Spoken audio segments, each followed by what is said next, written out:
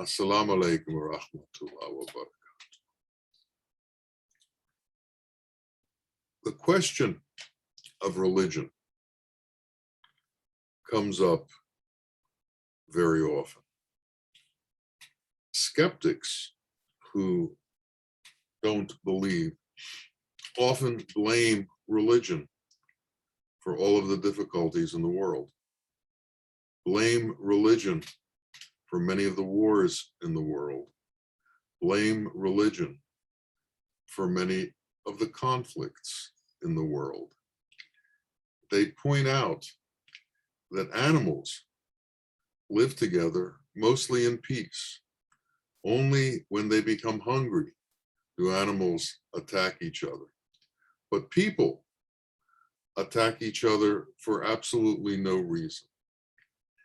And often the driving force behind this seems to be religious beliefs, the differences between the religions. The majority religion tries to suppress and dominate and even extinguish the minority religions. But is it really the religion that is causing the problem? Or is it man's arrogance, man's karma, man's lust that's causing these problems? What happens is that man superimposes on these religions his evil qualities, and then he uses the religion as a cover for his evil qualities so that he has a way to reconcile what he's doing so that it doesn't seem as horrible as it is, because now it's being done in the name of God. Well, it isn't being done in the name of God. It's being done because of man's own inclinations, because of man's own arrogance, because of man's own hatefulness. It's being done to fulfill man's needs, not to fulfill God's needs. Any religion that doesn't promote unity is not God's religion. Any religion that doesn't promote aiding and assisting all of mankind is not God's religion. Any religion that doesn't promote an interaction of a peaceful nature among men is not God's religion. Yet, people call these religions the truth, and they call what they have superimposed on them as the truth. So we have all kinds of belief systems that nullify other belief systems. So in many instances, whoever the majority is in a country, they do not allow the practice by any of the minorities. Can it come to pass that religions can live together in harmony and in peace? Or is it constantly necessary for the ones who are the authorities in the religion to promote the growth of their own religion, and to do that, they have to denigrate, isolate, annihilate every other form of faith? There was a time when priests came to Australia and tried to convert the Aboriginal people. And one of the things that they set up was they built churches and they told people they had to come to Mass. And the priest who came in this particular village was kindly and tolerant. And some people came to Mass as he instructed every day.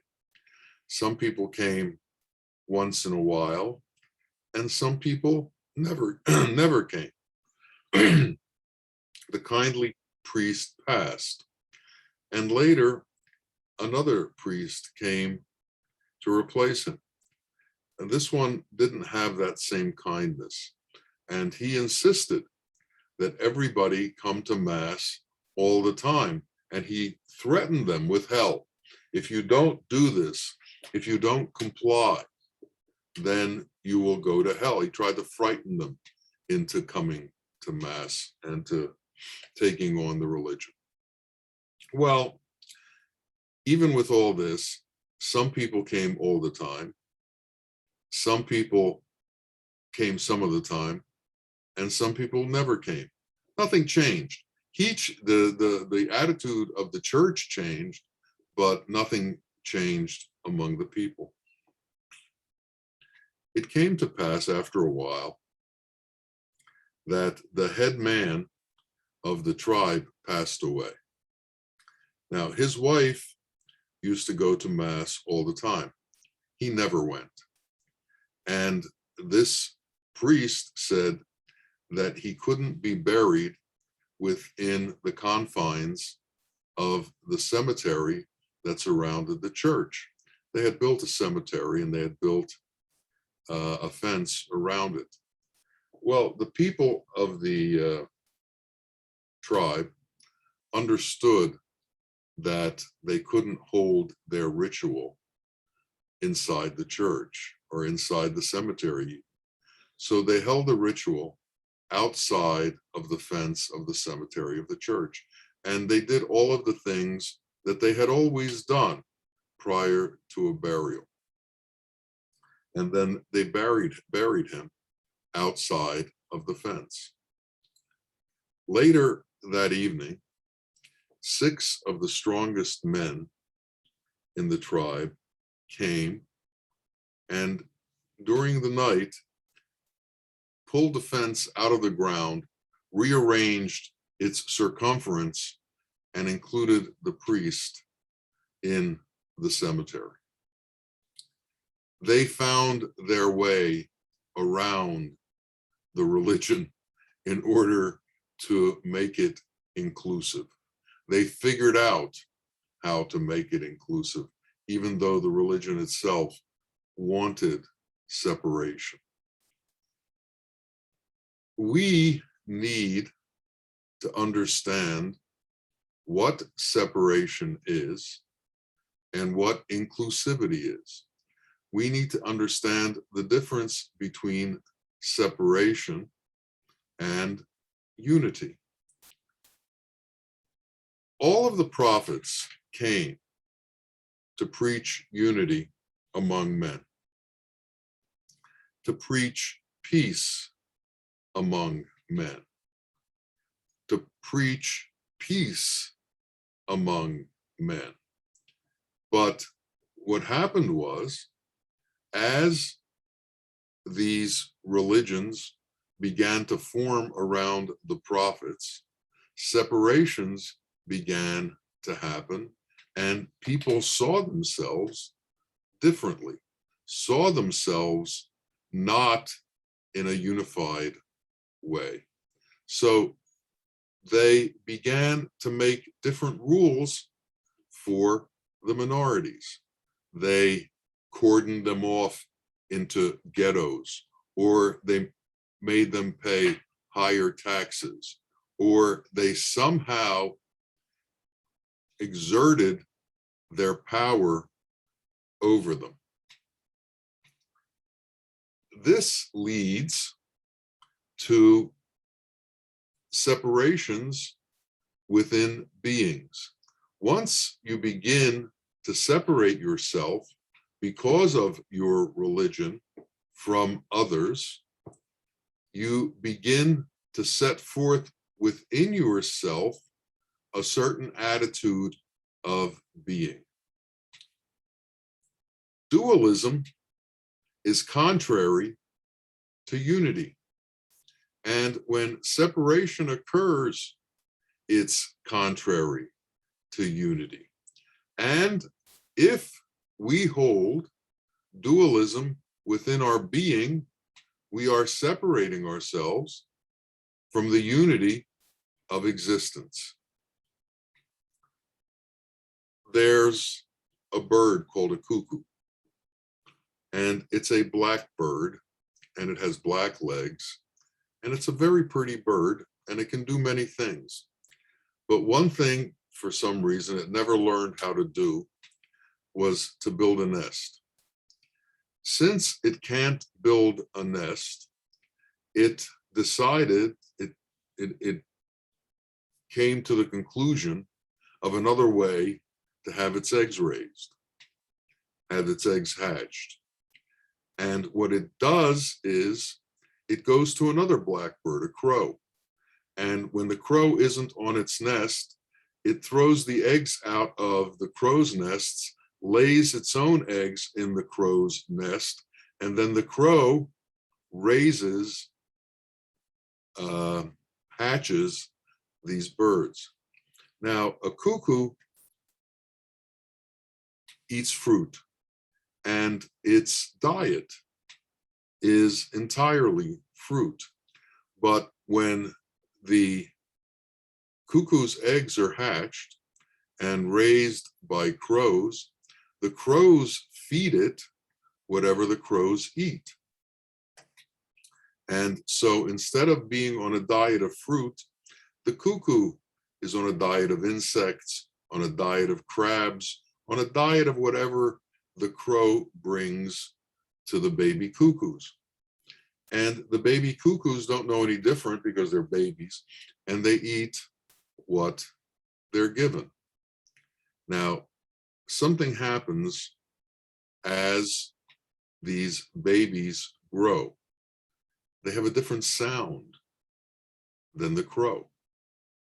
And there comes a point where their original sound comes out of them, and it's different than the crow's sound.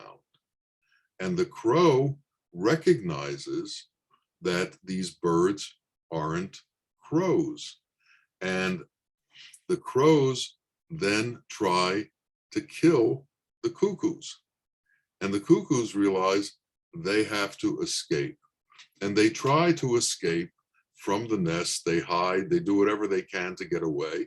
And the ones who get away finally go back to their original nature and go back to eating just fruit as they are meant to do. A child is born, and a child has an original nature. And the original nature comes from what God has implanted in that child. But as the child is raised by its mother and father, the child is given many, many different instructions. It's given a religion and told to follow that religion. It's given the prejudices that the parents have, and it incorporates those prejudices. It's given the food that the parents eat, and the baby does what it's instructed and eats what it's given. So the parents give it all kinds of meats and all kinds of fish and all kinds of different animals. Now, what happens when you eat animals, you take on the characteristics of the animals. So these babies, human babies, take on the characteristics of pigs. They take on the characteristics of cows. They take on the essence of chickens. They take on the characteristics of what they're given to eat. So when they go out in the world, they've got all of these animal characteristics within them. They've got all these prejudices that come with their religion within them, and this is their entry into humanity. Now, for some people, wisdom dawns in them, and they begin to see and understand that what they've been taught has a certain inherent lust within it, a certain inherent arrogance within it, a certain inherent separation within it that separates them from other people. And they begin to understand this, and they begin to want to do something about it. But it becomes difficult. Because of all that they've imbibed, because of all that they've been taught, because of all that they've been told, they have a force within them that contradicts their own wisdom that's rising within them. And a conflict happens within them. A difficulty arises within them. As they try to enter into unity, there are portions within them that fight this inclination. In addition to having this internal conflict within them, there is an external conflict that goes on, because the religion that they came from also tells them they're different, also tries to separate them from everybody else. So for man to overcome all of the forces within this world that try to make him separate from everybody else, to overcome all this, he has to be somebody of an extremely powerful nature. He has to have extreme certitude in understanding truth to be able to overcome everything that's trying to chase him in a specific way. And for this reason, not a whole lot of people enter into truth. People become satisfied with being separate. They become satisfied with being different. They become satisfied with just going along with the status quo because it's easier than having to fight your way through to unity and be contrary to everything that's going on around you and everything that you're being told. It used to be that people were less and less able to travel than they are now. People were born into a certain area and they stayed there their entire life. And there wasn't a lot of intermingling between races and separations of religions and things like that. But then it became easier to travel. And because of that, people ended up more mixed, more aligned with situations that included various ethnicities, various religions, various races, and various colors of people, various languages. When this happened, various kinds of occurrences came out of this. When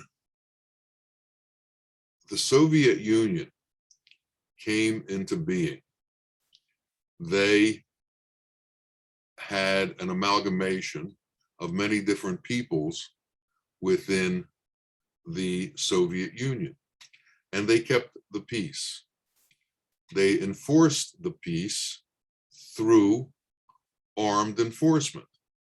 So you had various minority sects living with majority sects, and everything went along smoothly, because if it didn't, there were consequences. Soviet Union broke apart. And as soon as the Soviet Union broke apart, there was no longer armed enforcement of peace between the different ethnicities and the different religions. So what's one of the first things that happened in many of the former Soviet Union republics? War broke out between the ethnicities and between the religions. Serbia, Yugoslavia, Croatia, Sarajevo, all of these murders happened because there wasn't anybody to enforce peace, and people weren't inclined towards peace. They allowed their lust, they allowed their arrogance, they allowed their anger to run and bring about catastrophes for all of the people. A war hurts both sides. A war cripples both sides. And in truth, karma is such that if you use your majority situation in order to inflict difficulty on minorities, there will come a time when the same thing will happen to you. And the majority will become a minority, and the same kind of insanity will continue to repeat and happen over and over and over again, where there is no peace because people don't want peace. They want control. They want to be able to tell other people what to do, or they want to make their own religion bigger than every other religion. They want their own way to be the superior way, the majority way, the controlling way that hinders other people. It creates a sense of separation and makes that one group with the most power the most important group. Now, this happens even within people of the same religion. The Hindu system was built around castes, and you have many, many, many different castes within the system. You even have different gods for the different castes. The lower castes couldn't go into the temples that the higher castes went into, so they had to create their own gods in order to worship. And this is the way it went on. And it kept a stratus within the religion. It kept the ones with power in power. It kept the ones with money wealthy, and it usurped everyone who was below. And it created a system that maintained this kind of an order because it was beneficial to the people at the top of the order in order to maintain the system. When Gandhi came along, he tried to do away with the caste system. And for some part, it is done away with, but it still exists, and it still causes difficulty for different people. Now, we have the same situations within churches, within mosques, within every group of people. You have people who consider themselves more important and who consider others less important. Unity is an incredibly difficult thing for man to incorporate into his being.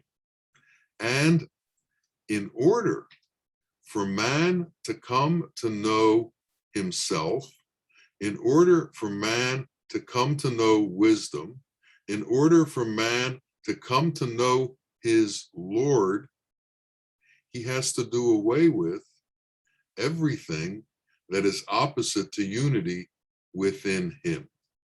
So man has to give up everything that he's learned that separates him from other men. He has to give up everything in his religion that he's learned that separates him from other men. He has to give up everything within him that makes him arrogant in his relationship with other men. He has to give up everything that he knows that makes him think that he is somehow different. He has to come into a reality that there is a unity in existence, and that everything within him that creates separation from this unity has to be done away with. Only if man comes to know that all men are equal to him, that all men are created by the same Lord and given the same opportunity to get to know their Lord, will man come to know the truth and come to enter reality. Now, if we as individuals have made it our function, have set an intention to come to know reality, then we have to act in a certain way, or we cannot ever come to know reality.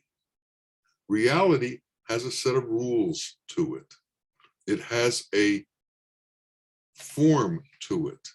Now, the form in reality is formless. It's without elemental components. It's not this flesh. We're not going to find unity in flesh. We're not going to find unity in color. We're not going to find unity in race. We're not going to find unity in language. We're not going to find unity in countries. All of these are false associations. And we have to give up our attachment to all of these false associations in order to be able to find truth. If we have racial prejudice, we cannot find truth. If we have religious prejudice, we cannot find truth. If we have any kind of prejudice towards anybody, any other man, we can never find truth. We can only find truth when we see the unity in existence and are able to bypass every single duality that comes before us, every single duality that we create. And this is something that takes perseverance, and it takes the help of a teacher who has overcome these obstacles and is able to be an example for you of what it's like once these obstacles have been overcome. But one of the things that you'll notice is that when you find such a being, such a teacher, then all of the religions will be against him. All of the ones who want to create divisions will be against him. All of the normative attitudes in the world will be against him. Now, Sufism teaches the unity in all of existence. Sufism teaches the unity among all men in all religions. Rumi, a great Sufi from Turkey, at the entrance to his dargah, the place where they would meet, it says, "Come, come one and all, come believers, come non-believers, come Hindus, come Christians, come Jews. Everyone is welcome here. This is a place of unity, not a place of separation." But because of this attitude, when this attitude is preached publicly, when you have restrictive societies that have harsh religious doctrine and harsh religious belief, Sufism is so far out of the realm of what they can accept that Sufis are outlawed, and if they stay within those countries, they're killed, because harsh, dogmatic, intolerant religions and societies cannot handle tolerance, cannot handle people who are opposed to their way of being, because then it destroys that which holds them together. And that which holds them together is the need to be separate, the need to proclaim that they are above everyone else.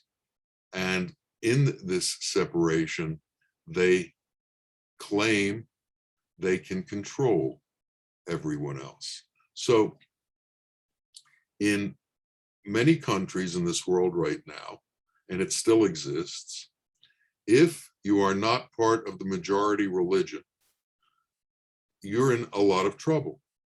And if you try to change from the majority religion, there are countries now that punish that act by death, because if they didn't, they feel that they would somehow lose their authority and lose that which proclaims them as the penultimate way of being.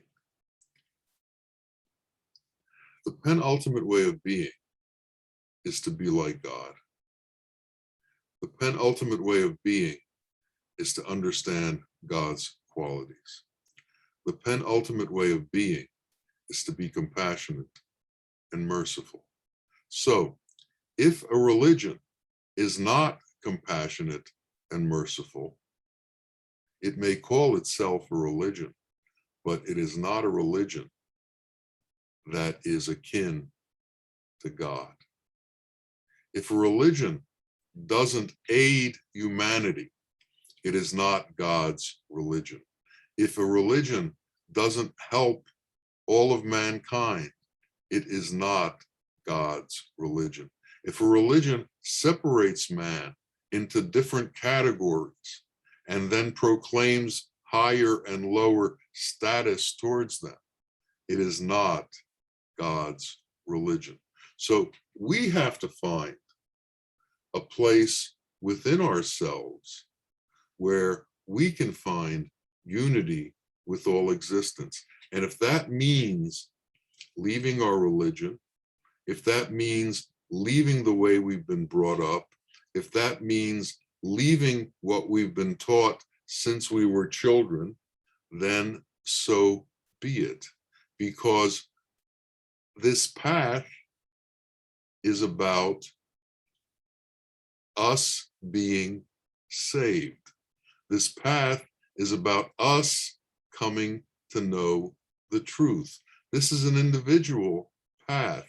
Each one of us has to make this commitment to truth and this commitment to unity. And whether others come along with us or not is not the point. The point is, can you make the path?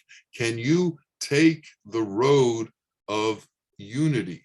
And can you stay on this road? Our teacher told us that the ones who can do this are very rare. And from among tens of thousands, only a few will find the path of unity. But those who do are traveling the path of the prophets and the path of God. Everyone else is traveling imaginary paths that were made up that have to do more with arrogance, karma, need for power, lust, and those kind of qualities. We have to understand that truth is not religion.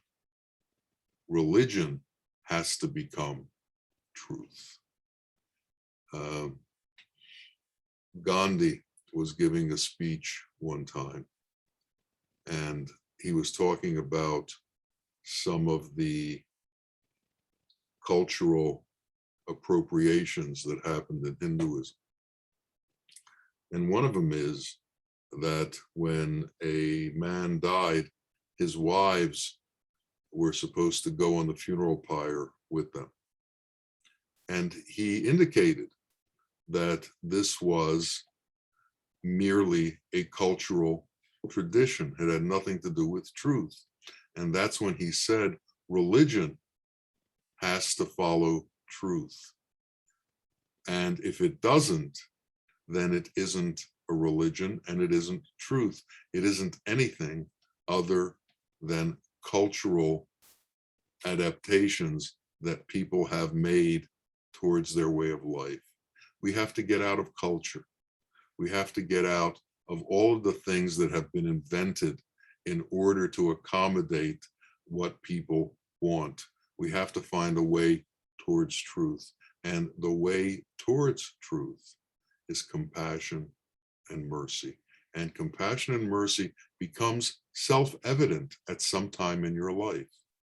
And when it becomes self-evident, you have to make the choice of following compassion and mercy or following the cultural adaptations that have taken on the name of religion. May it be that all of us understand the difference between truth and culture, that each of us understand the difference between truth and arrogance. A wise man was once asked, if you became arrogant, what would you do about it?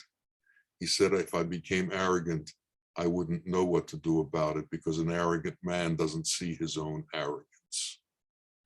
We need to understand that, and we need to be very careful that arrogance doesn't enter into our system, that we are free of all of the forces that try to take us away from unity, that try to take us away from truth, and try to take us away from God's qualities. May we become the ones who take on God's qualities, and God's qualities become our religion. Ameen, Ameen. Ya Rabbil Alameen. Assalamu alaikum wa rahmatullahi wa barakatuh.